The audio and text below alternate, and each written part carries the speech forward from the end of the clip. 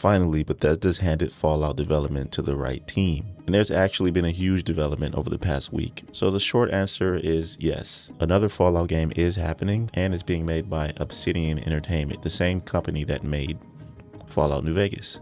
But it's not officially called Fallout New Vegas 2. Here's what we know.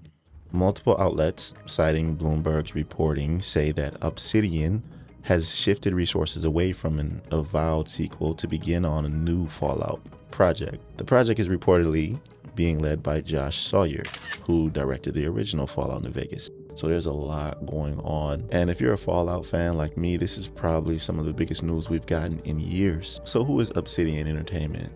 Let me just give you an understanding of their resume because it's pretty stacked. Obsidian made Star Wars KOTOR, Knights of the Old Republic 2, not the original KOTOR. Now, I was a huge fan of that original KOTOR. It had so much into it, the deep dialogue, the multifaceted skill tree that allowed you to play a certain way. The original was made by BioWare, but KOTOR 2 is still considered one of the best written Star Wars RPGs ever made, despite being rushed out the door before fully finished. And as for Josh Sawyer, he's pretty much one of the most respected RPG developers out there. Here's his resume.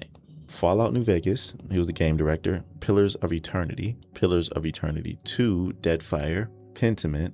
He worked on Icewind Dale, he worked on Neverwinter Nights 2, and he worked on, as I said, KOTOR 2. If you didn't know, Pillars of Eternity is a critically acclaimed isometric fantasy role-playing game. It's similar to those classic RPGs like Baldur's Gate and Icewind Dale. I'm not going to go too much into the details of that game, but if you enjoy story-heavy RPGs such as Baldur's Gate 3 and classic C RPGs or games where your choices matter, Pillars of Eternity is still considered one of the best. However, its dense lore and large amount of reading can be intimidating for players who prefer faster paced games. So if you didn't really notice or understand something about Josh Sawyer, he's one of those RPG developers who appreciates the storytelling of an RPG game. He's not necessarily a flashy developer.